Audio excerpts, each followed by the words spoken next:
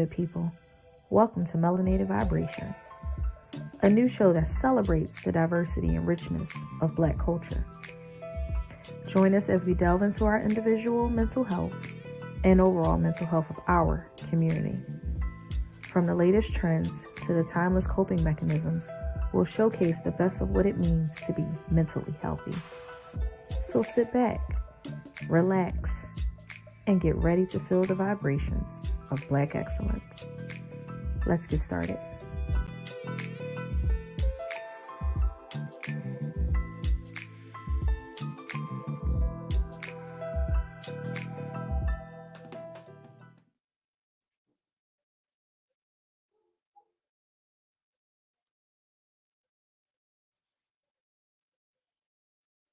Hey y'all, it's your girl Dom. Happy Monday. I hope everyone had an amazing weekend. I hope you guys were able to get out, enjoy some of the beautiful weather. You were able to get done everything you needed to get done, and I hope you were able to reset for this work week. I hope you guys had an amazing day. I had a really good day today, but it was very, very, very busy. So thank you for joining Melanated Vibrations. If you have not already, please make sure you go to the YouTube page, the Big Exclusive Network. Make sure you like and subscribe. Make sure you send it to as many people as you can. Make sure you share to everyone that needs to see this platform.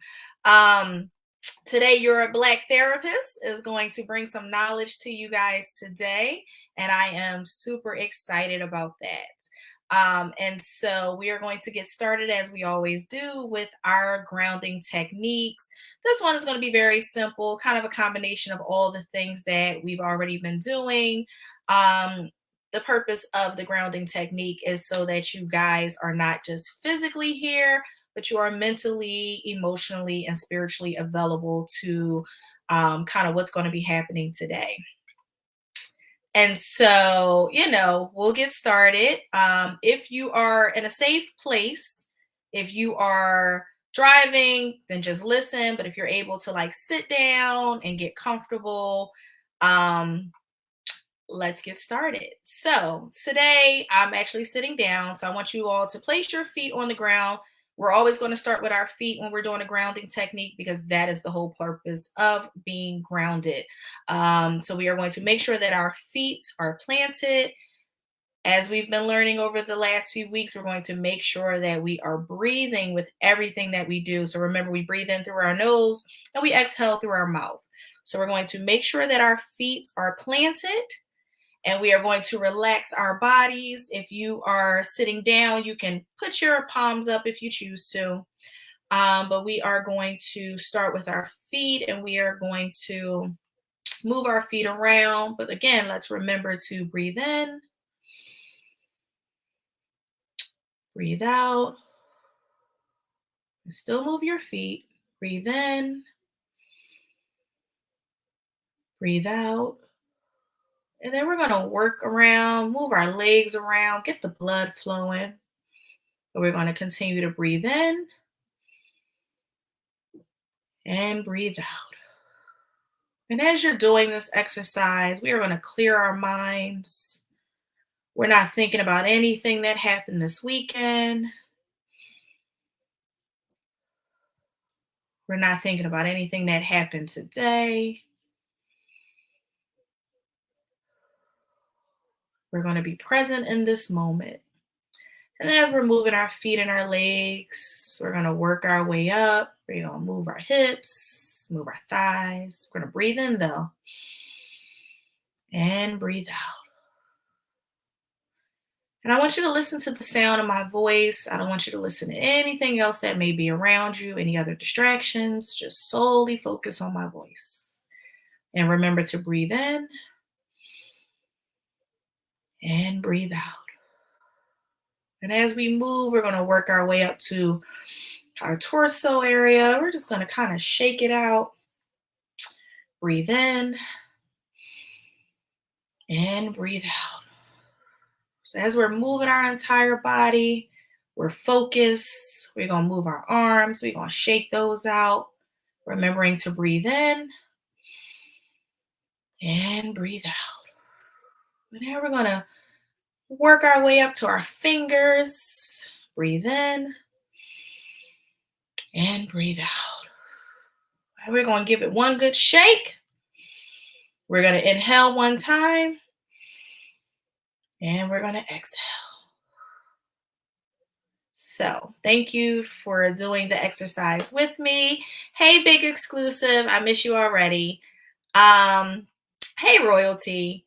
So that was our exercise for today. That was really just so we could shake it up and get the blood flowing. Yes, please make sure you guys are sharing the stream, tagging your friends.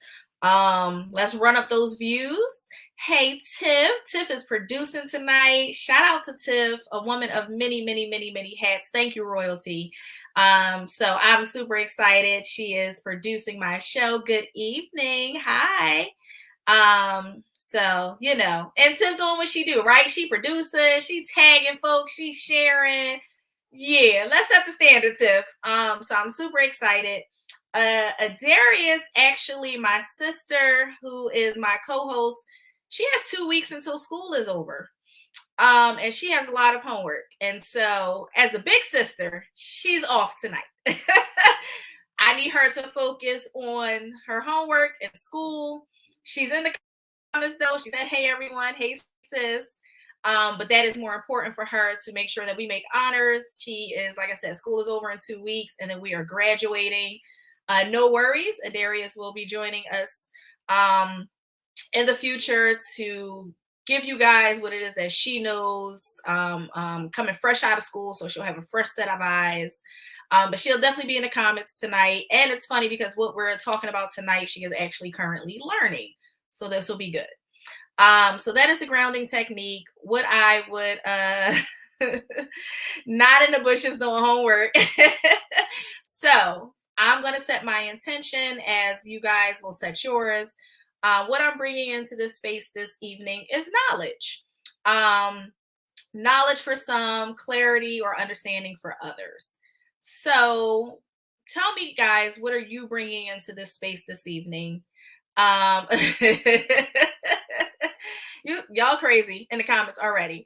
So tell me what you're bringing into the space. I'm bringing knowledge. What are you guys bringing in this evening? Let me know.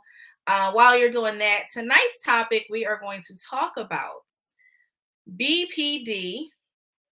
Thank you, Kyle, for tagging folks. Appreciate that. We're going to talk about BPD and NPD. And so for those that do not know what those terminologies are, BPD is borderline personality disorder, and NPD is narcissistic personality disorder. So those are going to be the two things that we are going to talk about this evening. Yes, Tiff, bring it in, Faith. I like that. We're going to talk about those two disorders. Hey, Deandra. Deandra is actually the host of a podcast coming Friday called Unlatched. When I tell y'all, I am super excited for all of the shows that are on the network. And you know, listen, I'm here for a show on a Friday. I'm a homebody, so most of the time I'm home. So I'm super, super, super excited about her podcast coming, premiering on Friday at 9 p.m. Unlatched. Make sure y'all tune in. Only on a big exclusive network, because duh, where else would it be? You know, acceptance and learning. I like that, Kyle. You know, Tuesday is the big exclusive podcast where, you know, you have Angry OG, you have Big Exclusive, you have Top Flight. They're going to make you laugh, might even air out some tea. We just saying, you know. But it's a great, great, great show. Then we have Women Wellness Wednesdays with Tyrika and Spady. That is her co-host. Those ladies are absolutely amazing. That's every Wednesday at 6. Make sure you tune in for that. The Big Exclusive Network podcast is Tuesdays at 7. Then we got According to Jim, you know, Jimbo, the light-skinned one, right? His show comes on Thursdays at 7. And now we got Unlatched on Fridays at 8. I mean, listen, y'all are getting a week's worth of amazing podcasts from Monday to Friday. why would y'all want to go anywhere else? So just want to give everybody a shout out that's in the comments, everybody that's got a show on the network. We out here, we doing big things, and I'm very, very, very excited and happy to be a part of this network and this family. And so, yes, and so much more to come. Absolutely. And make sure you guys go on YouTube and you subscribe, turn those notifications on so you can make sure you do not miss a show. So let's get started. We are going to actually start with borderline personality disorder, so BPD. I want to show you guys a video of kind of what it looks like before I get into the educational piece. So I'm going to share my screen and I am going to show you guys what it looks like for someone that is suffering from borderline personality disorder.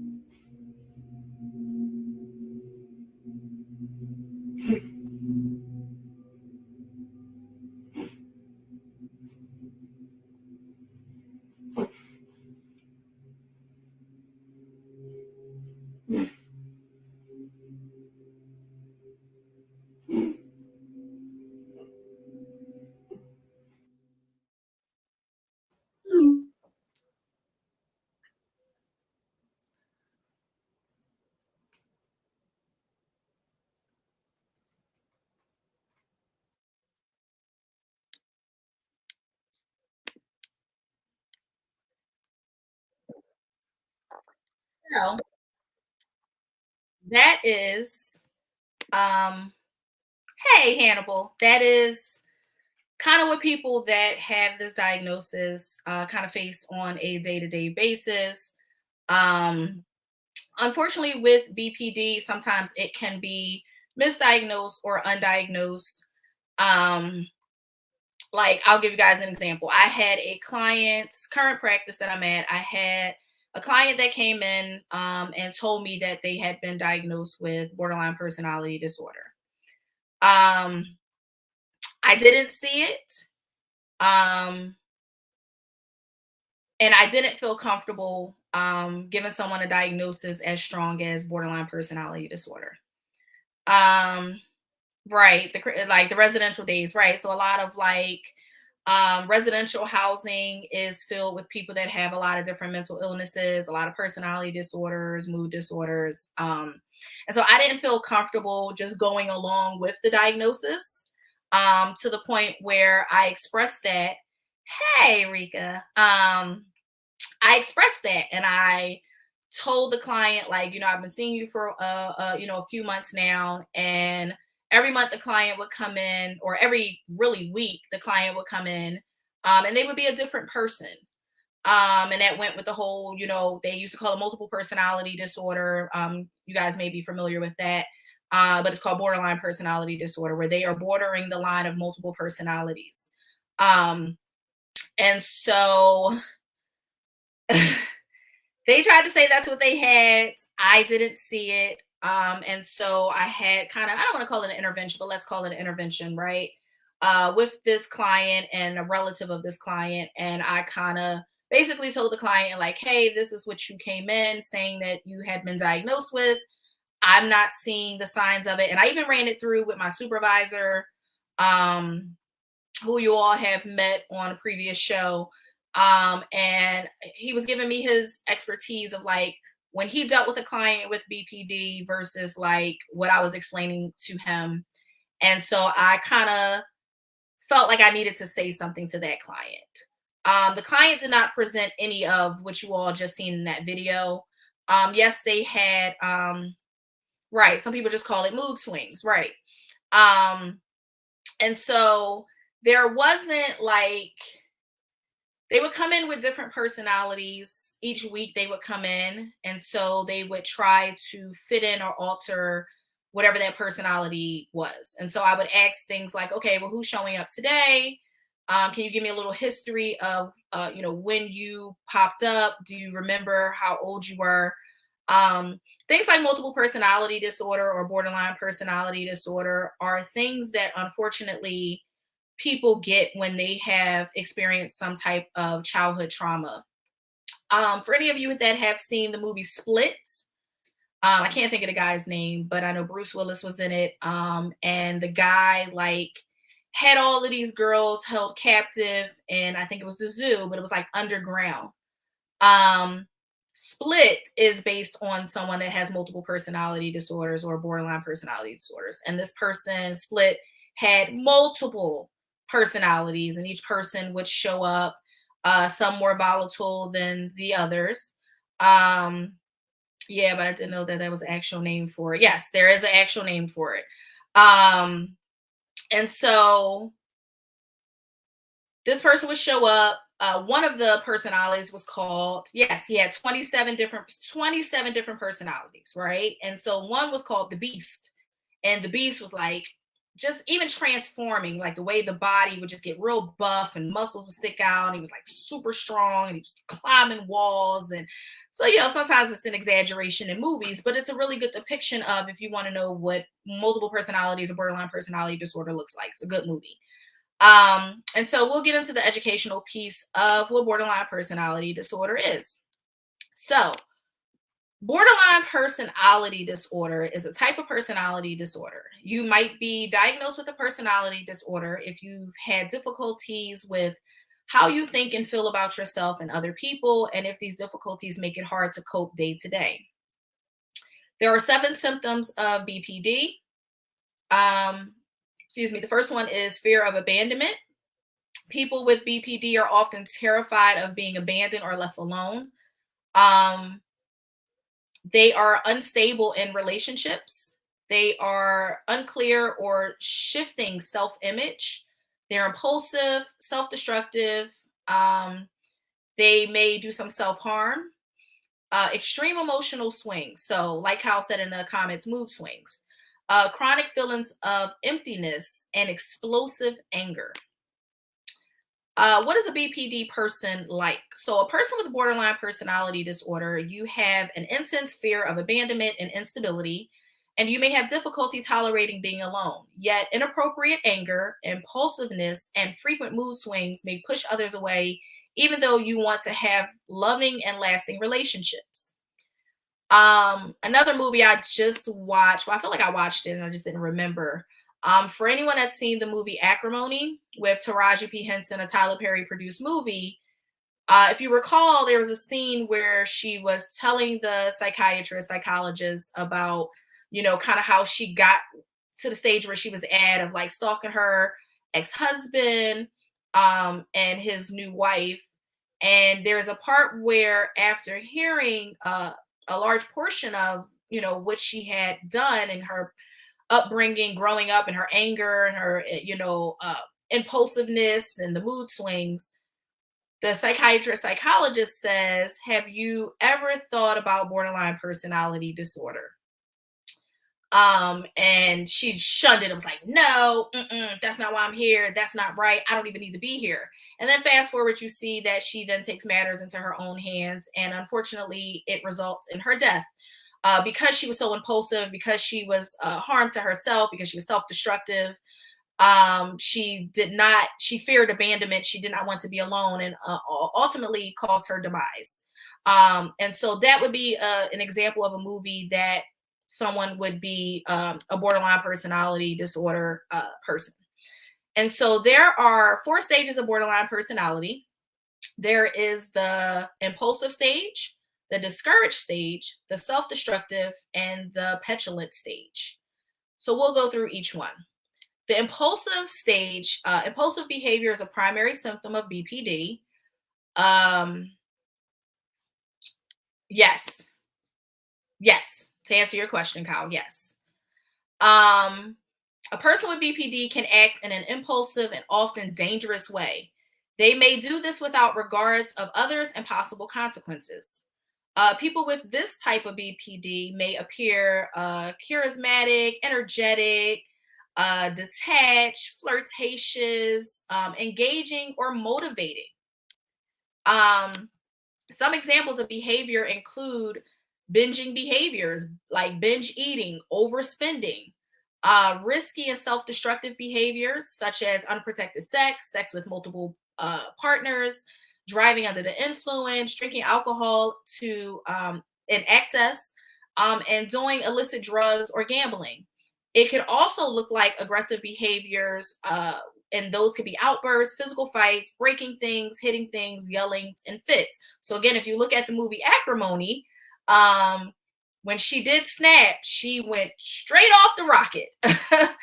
And exactly, she hated that he didn't want her, and rejection. She feared being abandoned. Here it was, this man that she stuck with all these years, took her youth away from her, and she basically helped him be who he is. And then, his idea finally pops after she's done with him, and this man is now rich and living the life that he promised her, and she couldn't take it. Is it possible to have both disorders simultaneously? You can have both disorders simultaneously, but one of them is going to be the dominant disorder. And both of them are, if diagnosed correctly, they will look like 2 different disorders. If not, they will look like one and the same in a physician. A psychologist or psychiatrist may diagnose you with one or the other, but it is possible for them to run consecutive, so run at the same time. But again, they look very similar. And so now we go to the discouraged stage. This is also known as quiet borderline personality disorder. People with this type are afraid of being abandoned. They may take extreme actions to prevent real or imagined abandonment. Compared to people with other types of BPD, people with this type may keep their emotions inside. They also tend to blame themselves rather than others. So in the discouraged type of BPD, these people will be perfectionists. They are very successful, high functioning. They feel alienated and detached in groups. They feel like they don't have real or strong bonds with others. They seek approval, but also self-isolate. They engage in self-harm or suicidal behaviors, and they feel lonely and empty a lot of the times. Signs that someone is borderline personality disorder of this magnitude of discouraged. So it would be like a dual diagnosis. So a dual diagnosis could be 2 things, right? A dual diagnosis could be multiple personality, borderline personality, or it could be people that have a dual diagnosis could be someone that suffers from addiction and also has, unfortunately, a mental illness. That is another example of a dual diagnosis. So someone that suffers with alcoholism, but also has multiple personality disorder or borderline personality disorder, or depression or anxiety, any of those mental illnesses. And a lot of times the alcohol does not help. So sometimes people that may have borderline personality, multiple personality disorder, depression, anxiety will self-medicate, because unfortunately, sometimes a lot of the medications that are given for these different disorders have a lot of side effects. A lot of these medications can cause someone to be suicidal or to have suicidal ideations, or, to even attempt to commit suicide. They may cut because of how the medicine makes them feel. I always tell people that it's nothing wrong with taking medication. I'm not a fan of medication. Hence why I probably will never prescribe medication. Do I think some people need it? Absolutely. But for me, I don't agree with the medication because I don't agree with the side effects that come with it. So I always tell people that if you're taking any type of medication for a personality disorder or mood disorder, such as depression or anxiety, that it is very important that you pair the medication part of it with some form of psychotherapy. I do not believe that any one person should only be on medication and not be under the care of a mental health therapist, because there are layers that need to be addressed and dealt with. And so if we have anxiety, let's figure out what the trigger is for your anxiety. Let's figure out what you're anxious about. We do different things in the field like exposure therapy, where if you have some type of phobia or anxiety of something, like people that are afraid of bridges, right? There's a lot of studies that when people are afraid of bridges, their therapists will put them in a car and they'll expose them to a bridge, and they'll drive over a little bit and then they'll stop and turn around. And then maybe the next week they drive up a little bit more and then they turn around, and then they just keep doing that until they're able to get all the way across the bridge. And to kind of ensure to them that there's nothing to be afraid of. Like, it's just a bridge. Once you drive over it, you're over it. And so they would do something like exposure therapy in a sense like that. So anyone that may be suffering from like a personality disorder or mood disorder, yes, they give you medication for it. The medication is your choice to take. Some people need the medication. I have an uncle who unfortunately has a couple personality disorders. And when he does not take his medicine, he is not a very nice person. And everybody's the devil and trying to harm him. And so for people like him, it is very imperative that he takes his medication. Again, I don't agree with medication, but I do realize that some people need it. So if you're going to take medication, I do think that there should be some type of psychotherapy to kind of help balance both of those things out. So signs of discouraged BPD include clinginess, codependency, neediness, anger, and emotional mood swings if abandonment issues get triggered. Now we have what's called the self-destructive BPD. People with this type of BPD struggle with self-hatred and often feel bitter. Examples of behaviors of people with this type of BPD include substance abuse. This includes recreational drugs and prescription medication, risky adrenaline seeking activities. So these are people with, that do activities without preparing for them first, right? Like running a marathon. If any of you in the comments have ever ran a marathon, to run a marathon, even if you're doing a Broad Street run, you have to prepare for that. That's not something you just wake up one day and be like, you know what, I'm going to run these 7 miles. You're going to pass out and die. Don't do it. I'm just saying, if your heart's not where it needs to be and your limbs are not used to doing that much work or exerting that much energy, it's not going to go well for you. You're going to cramp up. How much water have you been drinking? Are you used to the heat? All of those type of things. So they engage in risky adrenaline seeking activities.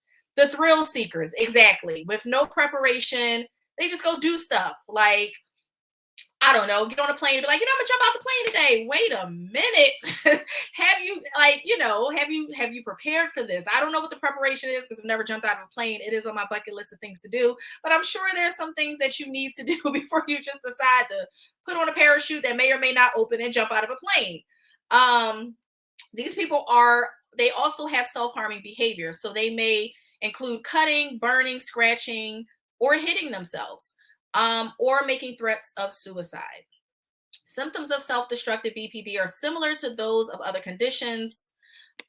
Is that the equivalent to, put that comment back up for me, Tiff? Is that equivalent to a guy going 100 miles in the middle of the night? I mean, some people, adrenaline really gets pumping, right? When They are driving over 100 miles and swerving in and out of traffic and trying to race the other cars. Some people are adrenaline seekers. Some people really do that. I'm not gonna talk because I'm heavy on the gas too. I mean, I don't just be doing it for the adrenaline rush, but I am heavy on the gas. I can't judge those folks.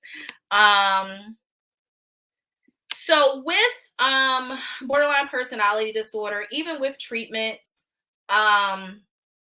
unfortunately, it's one of those conditions that never go away. A person will always struggle with it. Now, as a clinician, the goal is to decrease the symptoms, but they'll never go away. Unfortunately, because it is a personality disorder, it is a part of your personality. We can dive into the triggers of it. We can talk about your clinginess. We can talk about the codependency. We can talk about the self-harming behaviors. We could get you help for the substance abuse. But ultimately, any little thing could trigger someone with borderline personality disorder. Hey, good evening. So it never really goes away, but even with treatment, it can help, but it's something that unfortunately will never just be 100% cured. So symptoms of self-destructive BPD are similar to those of other conditions. These additional symptoms can help set it apart. An increase in energy, a decrease in the desire to sleep, which we all know we need our sleep. If we don't get enough of it, our brain will start to shut down and then everything else shuts down. And a feeling of euphoria. Yes, that word. I always get tripped up on that word. So those are the things that can kind of set it apart from all the other types of BPD. With that said, these may be signs of a manic episode or bipolar disorder rather than self-destructive BPD. So sometimes with borderline personality disorder, and I'm actually going to talk about this next week, we are going to talk about bipolar disorder. Bipolar disorder, there is so much that goes into bipolar disorder. I can't tell you how many people I've heard tell me they were bipolar, and then the moment I press the question, I'm like, oh, so which one do you have? Do you have one, or do you have two, or do you have this, or do you have that? And what is your manic like? And what are your high and lows, right? They can't tell you. I had a client with BPD, and it was was not about them. It was hella. Yeah, like working in those type of residential places with people that have mental illnesses, personality disorders can be very comical. Not so comical when you're the staff, right? And they trying to body slam you because they got like a different type of strength. Like it's not like regular like strength. It's like somehow they got some of whatever the Hulk has in his body, and now you're on the other side of that. For all my Marvel fans, you remember the Avenger movie when Hulk took Loki and he like slammed him into the thing. He just kept, yeah. That to me, that's what it gives. It very much gives. They have a little bit of the Hulk, and everybody else is Loki. Yes. So with this disorder, it can heighten codependency. Again, because the main part of borderline personality disorder is that that person does not want to ever feel abandoned. And so because they do not want to, crackhead strength, Kyle, exactly. Because they don't want to feel the abandonment, they will cling to a person because they, as you all saw in the video, because she didn't say I love you back, his mind went that she was cheating and she was with somebody else and you didn't say it back. And then he went through all those emotions until she was able to reassure him, like, I'm not going anywhere. Like, I'm here with you. But they will have a lot of different thoughts, a lot of intrusive thoughts, and it will cause them to go through literally what you all seen in that video of the highs and lows of like the smile and then the frowns and then the anger and then the joy. It's literally a person with borderline personality disorder on a consistent basis, a day-to-day basis. That is what they face. Oh, the stories y'all will hear. Yes, because my sister will come on, one of these podcasts and tell you about the residential life.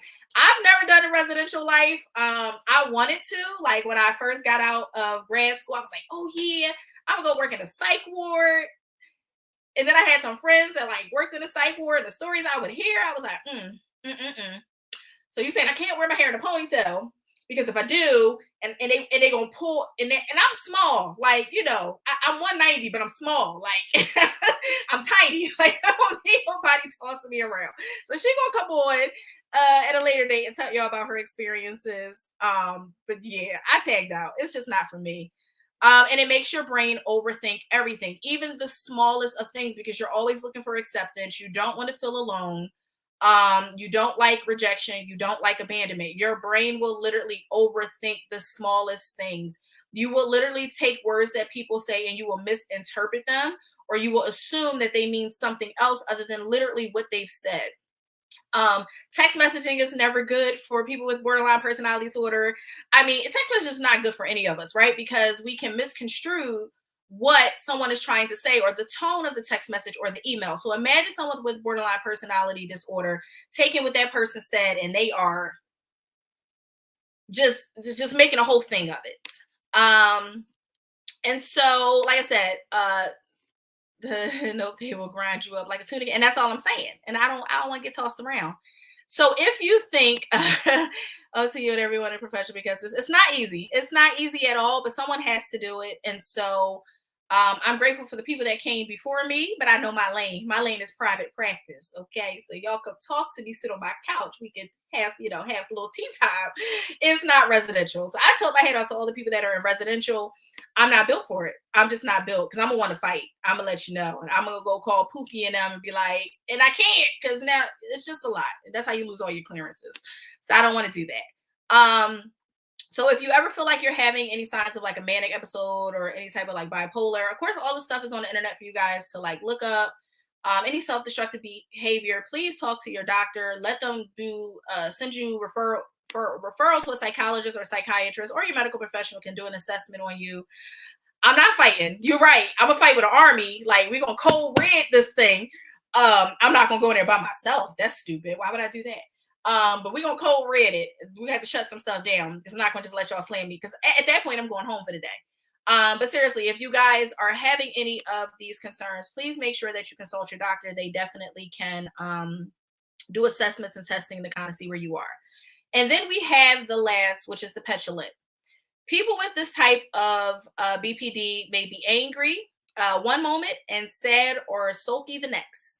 They may swing unpredictably between one emotion and another. They may also feel unworthy and unloved. This can lead to relationship challenges and an unhealthy desire for control.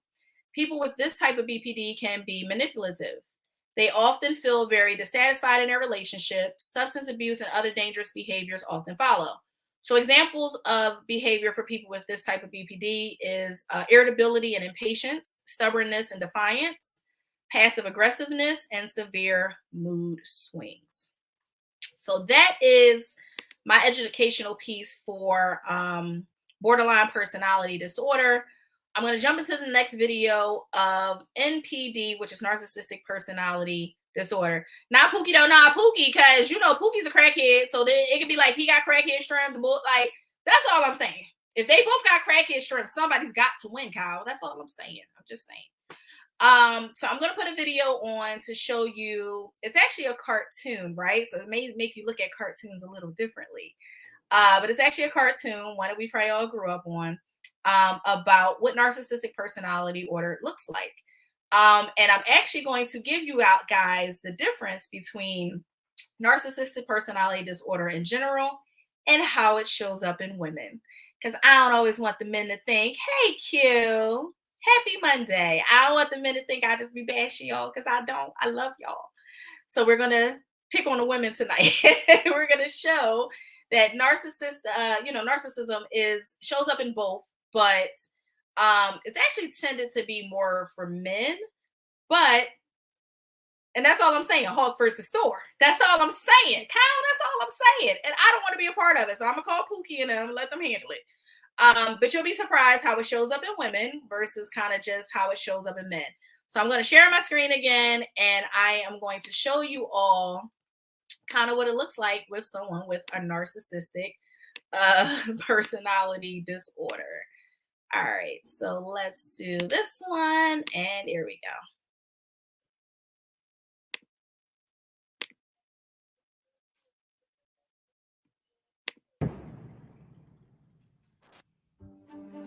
Oh boy, Belle's gonna get the surprise of her life, huh, Gaston? Yep, this is her lucky day. I'd like to thank you all for coming to my wedding. First, I better go in there and propose to the girl. Beautiful. Now, when Belle and I come out that door... Oh, I know. I strike up the band. Not yet. Sorry.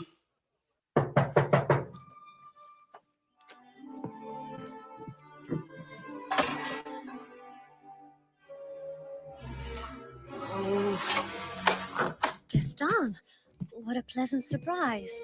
Isn't it, though? I'm just full of surprises. You know, Belle, there's not a girl in town who wouldn't love to be in your shoes. This is the day...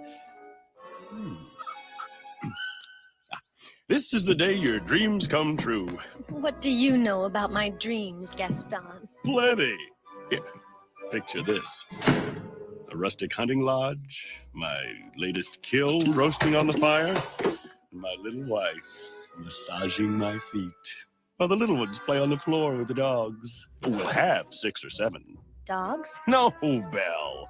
Strapping boys like me. Imagine that. And do you know who that little wife will be? Let me think. You, Belle. Gaston, I'm speechless. I really don't know what to say. Say you'll marry me. I'm very sorry, Gaston, but I just don't deserve you. Whoa!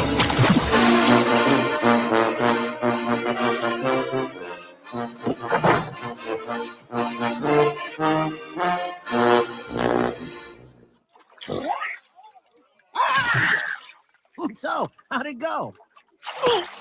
I'll have Belle for my wife. Make no mistake about that. Touchy.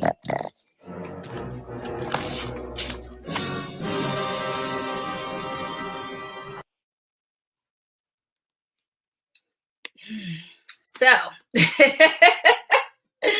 talking about a narcissist child that I haven't experienced with. Thank God for deliverance, okay? Thank God for deliverance, okay?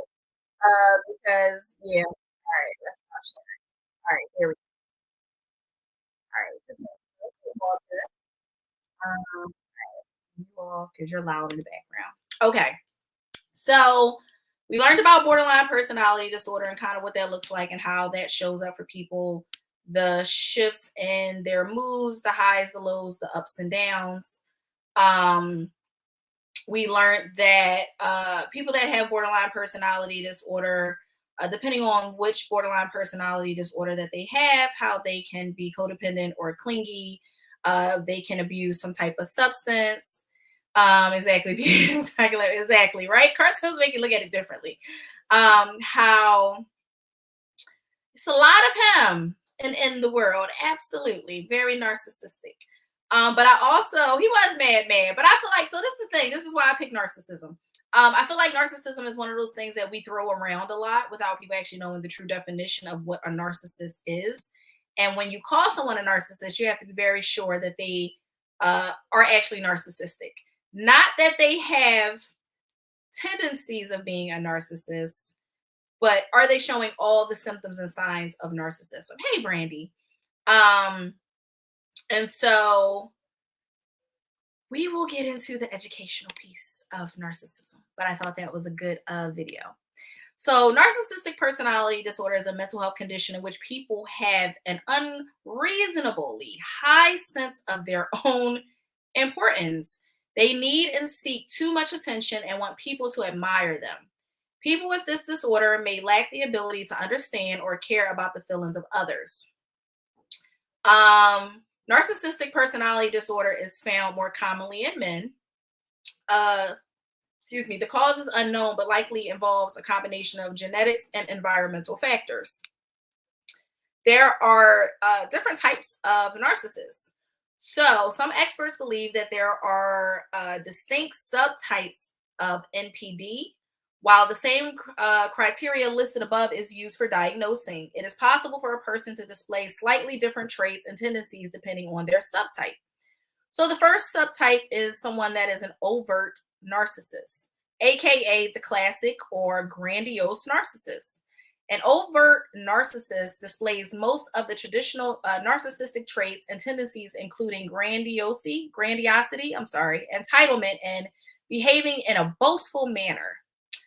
Then you have the covert narcissist, aka insecure or vulnerable narcissist.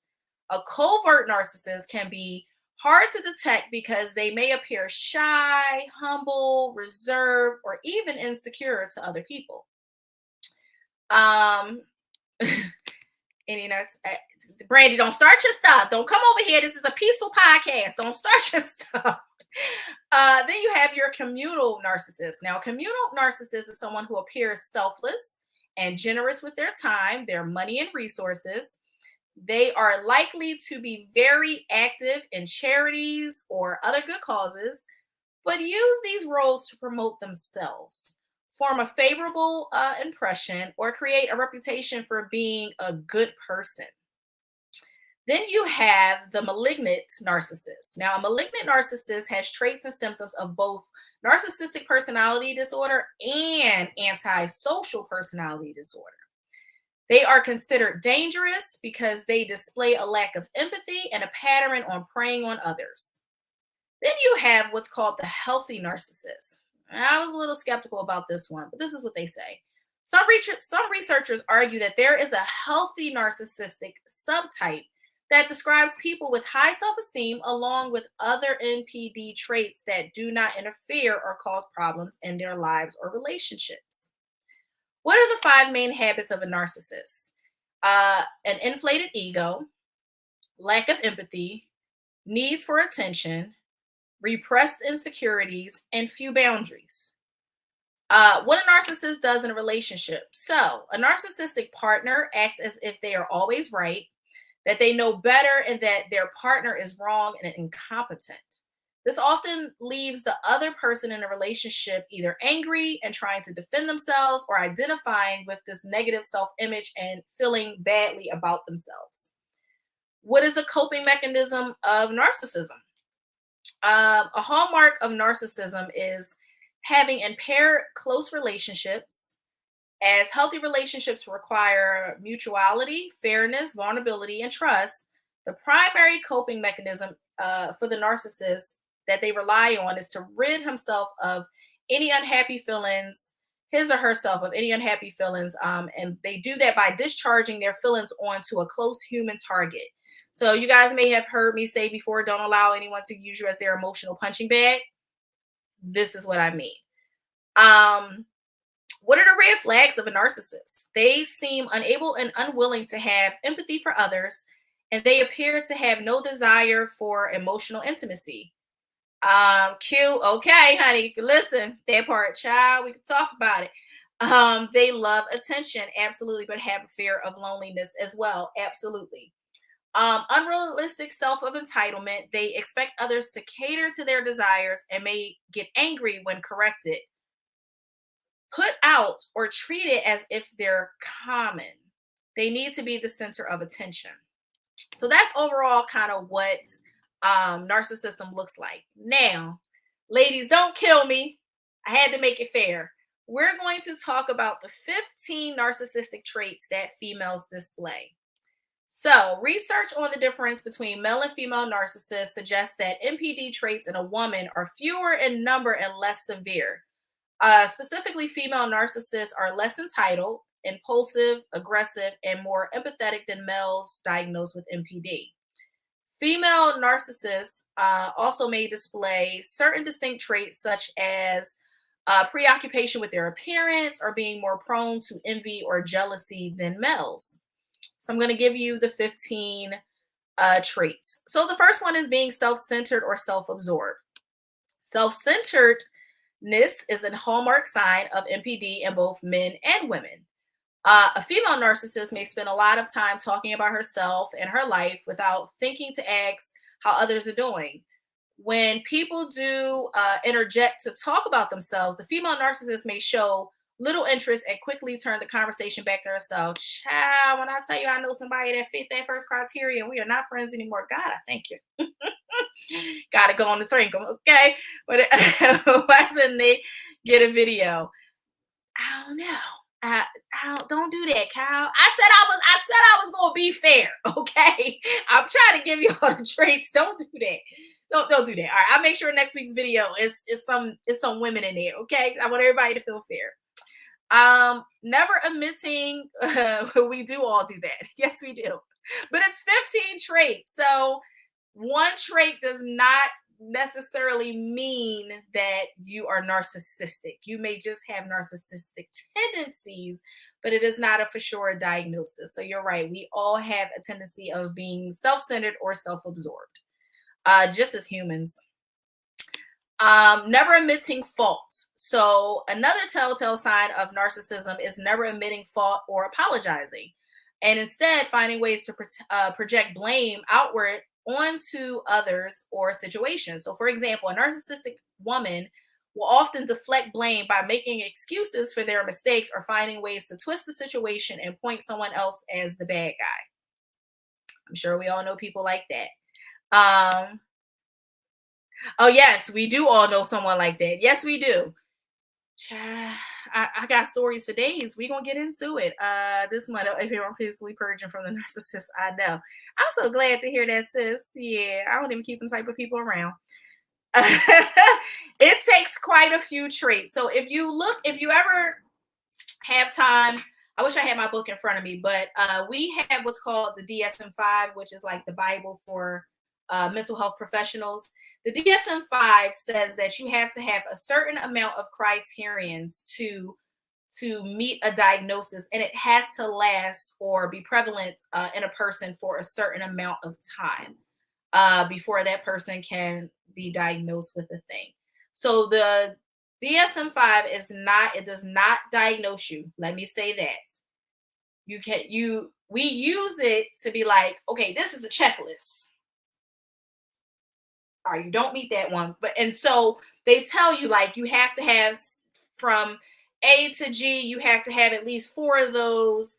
And it'll tell you, like, it can be any of the 7 that's up there, but you have to have at least have 4 of those. The DSM-5 is not, yes. Oh, sis, I can get you a DSM-5. I got the digital copy, baby. I'll send it to you. I kept all my stuff from grad school. But the DSM-5 is not a way to diagnose you. It is literally just, they say it's the Bible for mental health, but it is a way to, I swear to God, that's what they call it. I'm just telling you what they called it in grad school. They call it the Bible for mental health professionals. Yes, keep those folks at a distance because they're very manipulative. But you look in the DSM-5 and it will tell you, like, even for like anxiety, different types of anxiety, different types of depression.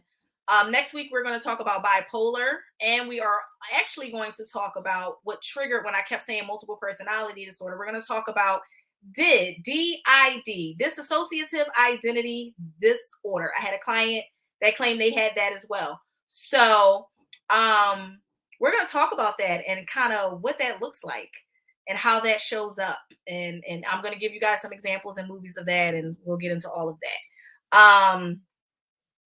And so never admitting faults, pettiness or inability to see the bigger picture. So this person, the narcissistic woman, can have a tendency to be petty. They often get stuck on small details or perceive wrongdoings of other people, even when they don't really matter. For instance, a female narcissist may be unable to stop obsessing over the smallest or slightest criticism and may even become hyper-focused on getting revenge. This inability to let go of small grievances can become problematic for the narcissistic woman, making her seem jealous, petty, and bitter to others. Number 4, obsessed with social status. Being shallow or superficial is a common trait in both male and female narcissists. But in women with NPD, this might show up as a tendency to be overly materialistic or preoccupied with brand names, luxury items, or other status symbols associated with being wealthy. Other times, this may include excessive concern about social status, reputation, social media, or appearances. I'm sure we know a lot of people that is obsessed with social status. Send it to her. You know, and the podcast is available to send to her. Yeah, let her know I'm talking about her, whoever she is. I don't care. Send it to her. I don't like her anyway. Sis, get out my comments. You're making me be petty. Okay, it's the pettiness. Don't do that. So do people really know what they are, or they just assume that they have certain things? I would never claim it unless I know for sure. So I'll give you guys, I gave the example earlier of a client with borderline personality disorder. I'll give you the example of my client with dissociative identity disorder. Associative identity disorder, this person kept trying to tell me that they had it, and they would show up and try to be different every week. And same with the person that had the borderline personality disorder. I didn't see it. Unfortunately, some people will try to use mental illnesses as a crutch, as an excuse for their behavior.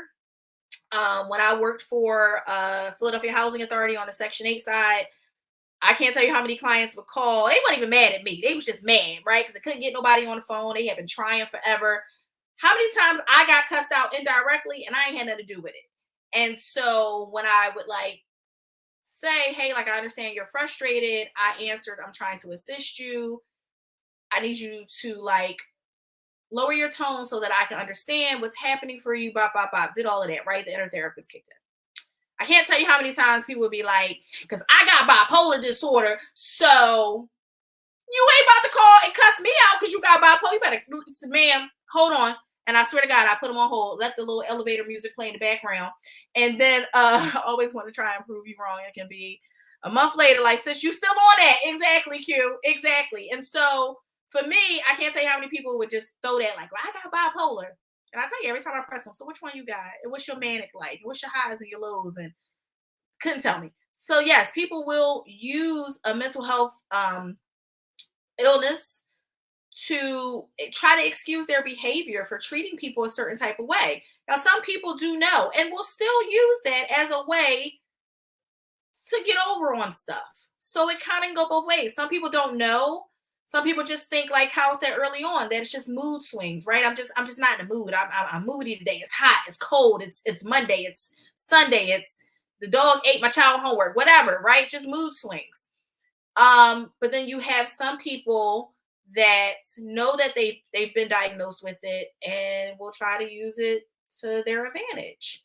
For all the people that have been misdiagnosed or underdiagnosed, please seek a second opinion. It's so many people that that again need medication. I don't agree with it, but they need it.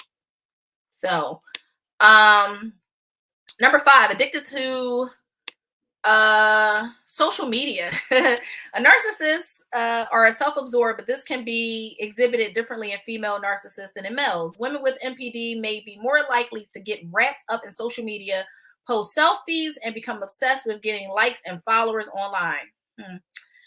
Some may even be addicted to social media and unable to pull themselves away from the virtual reality they've created online. Y'all all know girls like that. We all know women like that. We follow some of them.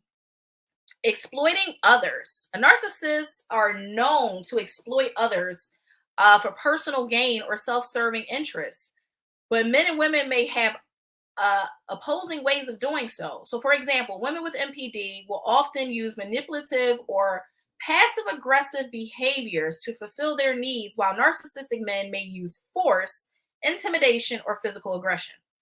Number 7, being overly vain. While both men and women with MPD are prone to vanity, research shows that women with MPD are more likely to be preoccupied with physical appearance.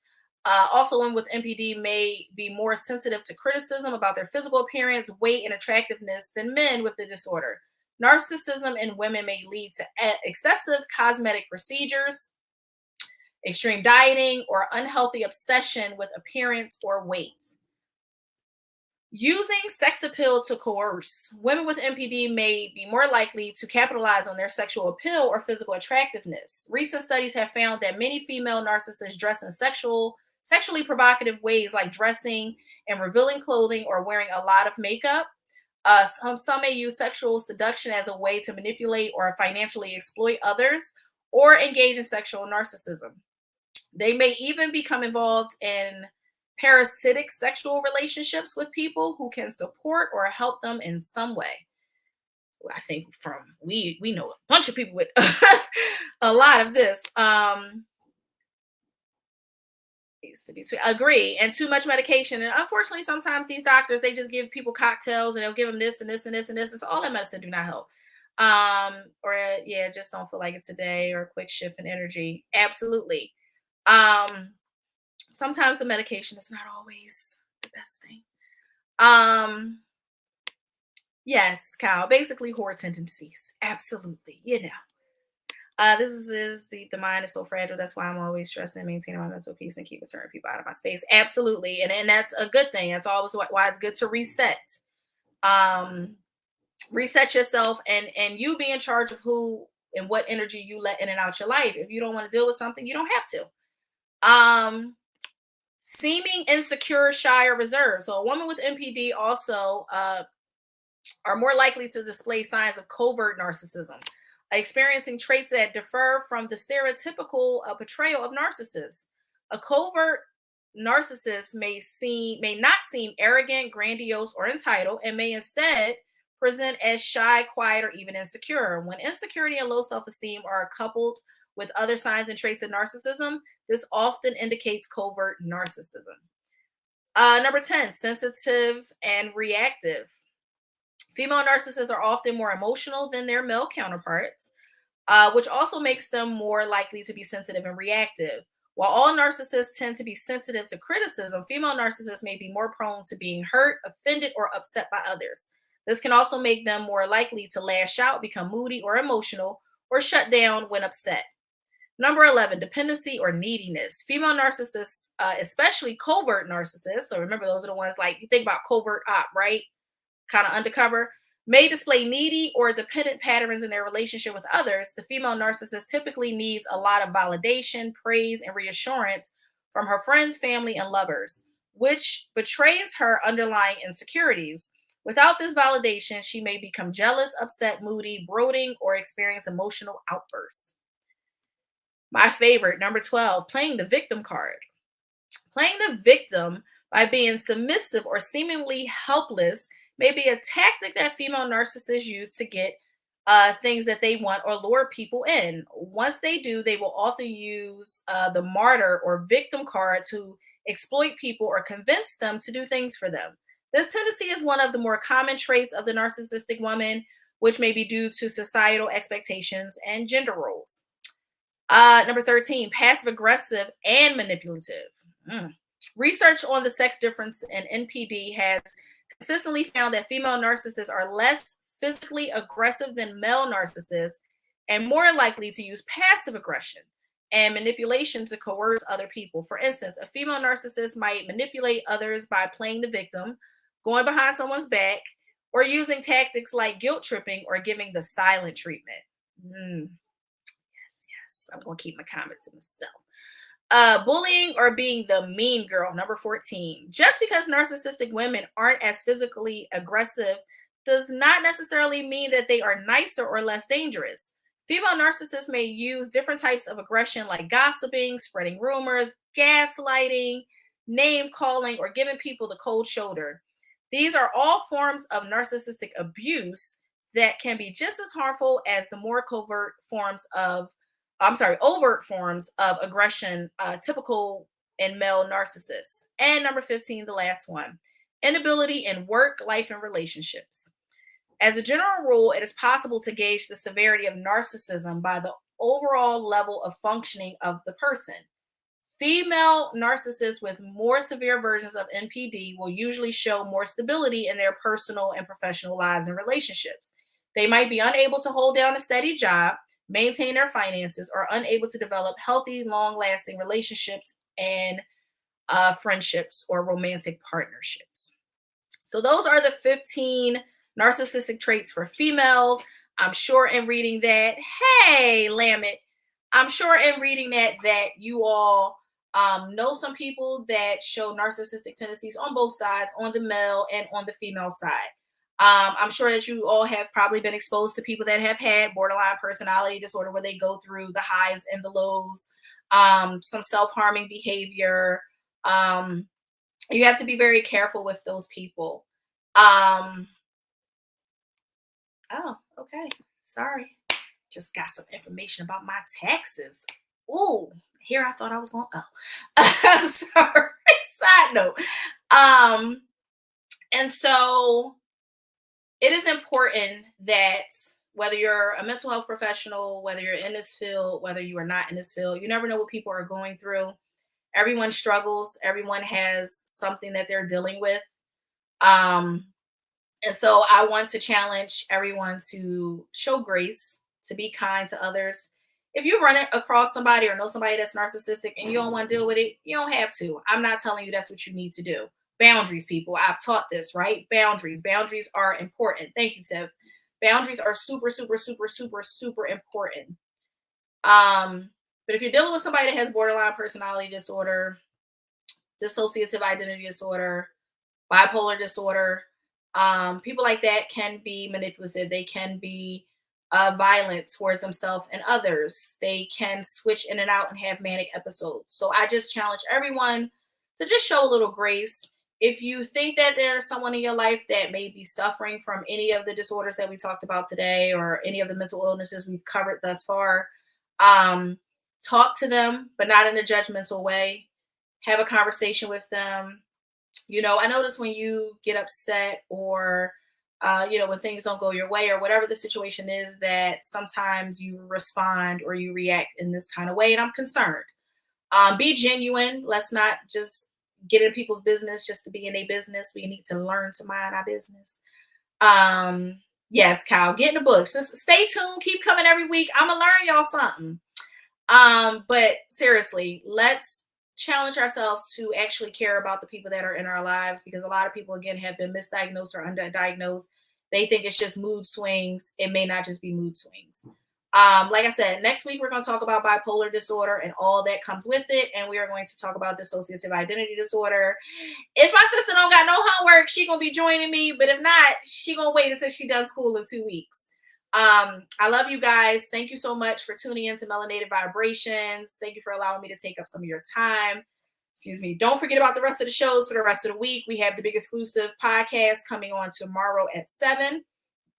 Women's Wellness Wednesday at 6 on Wednesday. According to Jimbo at 7. And the debut of Unlatched Friday at 9 p.m. I'm so excited. I love you guys. Everyone have a great night. I'll see you next week. Bye. Hey, good people. Welcome to Melanated Vibrations, a new show that celebrates the diversity and richness of Black culture. Join us as we delve into our individual mental health and overall mental health of our community. From the latest trends to the timeless coping mechanisms, we'll showcase the best of what it means to be mentally healthy. So sit back, relax, and get ready to feel the vibrations of Black excellence. Let's get started.